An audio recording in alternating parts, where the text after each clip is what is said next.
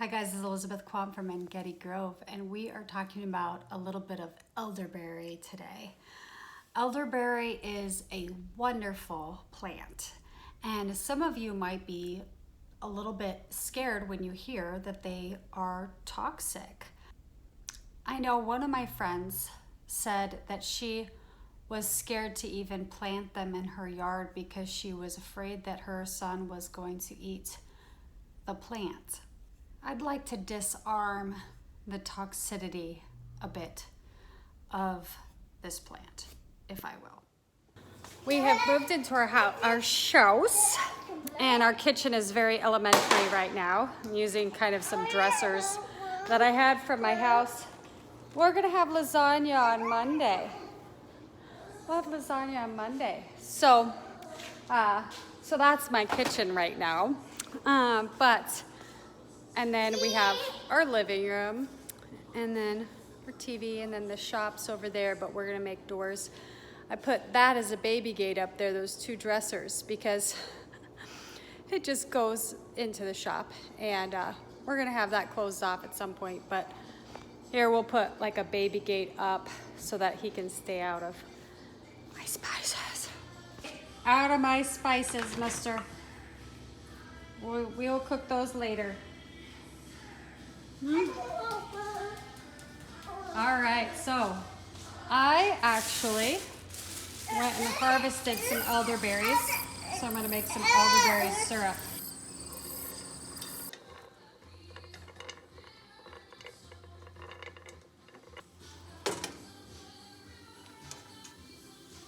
Baby Jace ate some elderberries while I was not watching him, and I know they're toxic, so I don't feel irresponsible. I'm not worried about it too much, but I am just gonna call poison control to see what they would say about this.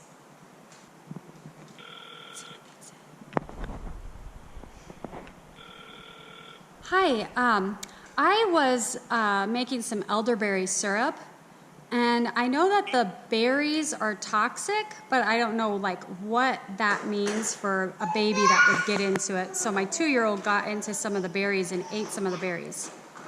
Oh, okay. So, really not problematic. It's better when they're cooked. Yeah. With the elderberries, but, and how old is the little one, did you He's say? 2. 2, okay. Did he eat a whole lot, Mom, or just a few? No, not a lot. Not a lot, okay. I don't expect this to be a big problem. I know, honestly, when I was younger, we used to pick them, my grandma and I used to pick them, she'd make pie, and I'd eat them when we picked them and did fine. I don't expect anything serious from Okay. it a little bit. All right, Okay. thank you so much. I know when people say something's toxic, it's just like, well, you know, what does that mean? You know, you're gonna keel over dead, or you're gonna be like a stomach upset. I hear you. Yeah, I just don't expect it to be a problem for you. You know, maybe a little stomach upset, but nothing serious. So when you were a kid, how many berries did you eat? Would you just stand out there and eat them? A handful. A handful. Yeah. Okay. You know, and I was little. I mean, I remember walking with Grandma up the block because they were across the street, up halfway up the block from where she lived. So did your grandma? She let you eat them? So yeah.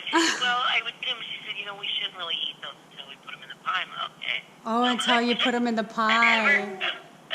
Oh, that's so funny. Delicious.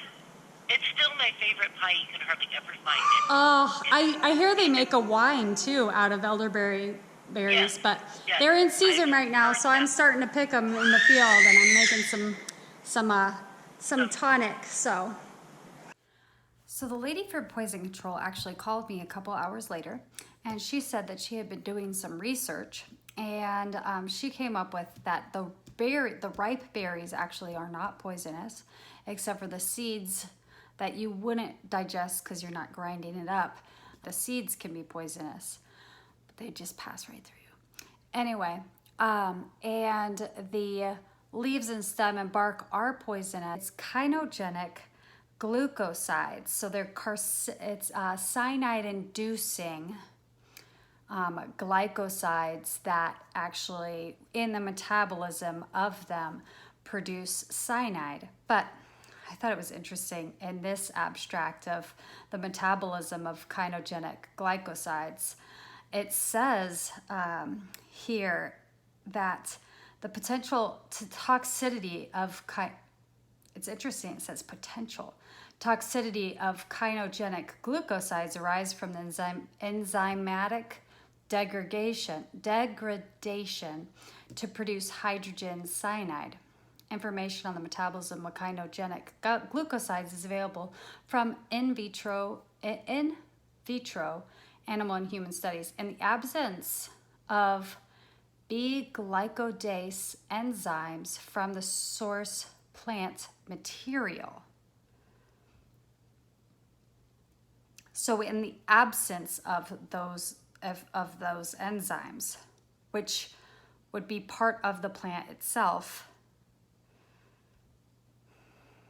So if they were to extract that, then that just particular portion synthetically is what I'm gathering.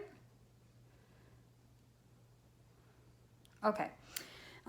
Anyway, so she told me that the poison control lady told me that the cyanogenic glycosides were actually the same poison that's in like your apple seeds. But she said you'd have to eat a whole cup of apple seeds before you felt any kind of sickness, if you ever felt it at all, because you actually, and it's the same in the cherry pit as well, you actually have to grind it up to get any of the cyanogenic glycosides anyhow. And we aren't birds, we're not grinding our food in our stomachs. So I doubt that you would get any of this unless you were eating the leaves. But it would seem that if the plant source had this glycodase, which is an enzyme that degrades it, helps degrade it, it would seem like it wouldn't be poisonous. I don't know.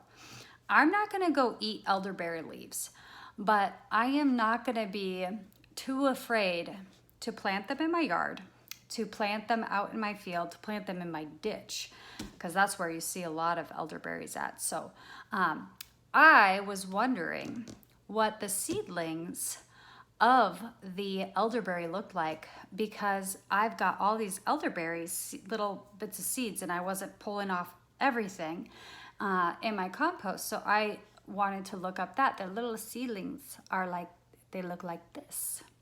So when I am gardening next year, and if I see these little seedlings, I'll know what I'm seeing. Also, I could go ahead and plant some of the seeds. So I threw a lot of them, the seeds, spare seeds, in my ditch that they had excavated out to make it so that the water would travel better. So we're gonna see what happens there. And also another thing about elderberries is they're very easy to root.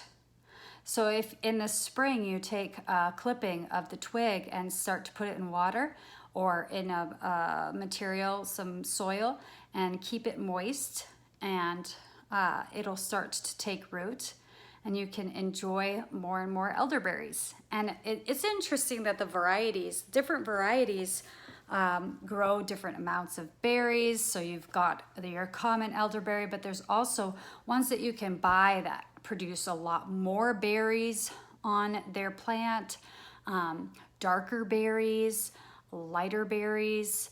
And then there's this beautiful like black lace one that has pink flowers instead of white flowers. Flowers are gorgeous too in the summertime. They are a beautiful flower.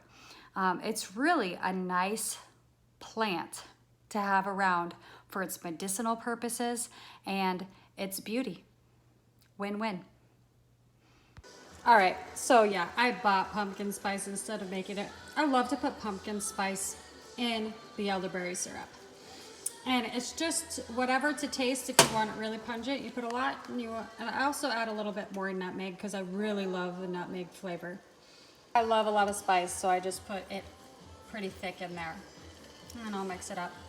Oh, just look at how beautiful the color is of this. So beautiful. All right, I'm gonna take it and put it over in a strainer, over a bowl. And I'm just gonna use a whisk to kind of smash it around. Try to get as much of the berry as I can get out of it. Okay, so that is pretty good. I've got my juice. Guess like the lady said, you could even use the berries. And now it's not super hot. I'm gonna put in some honey. And you can do this to the amount that you think is appropriate. If you want it a little sweeter, you can make it a little sweeter. But I think that's gonna be good for me and my family. And we have just drank this we have just put it in a cup and drank it all together. Or you could do a couple tablespoons at a time for your family. If you want to save it in the refrigerator and stuff, but I usually just drink it all right away.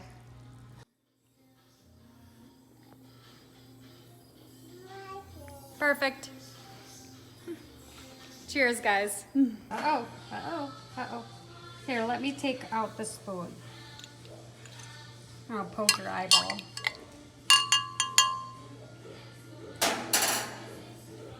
All right.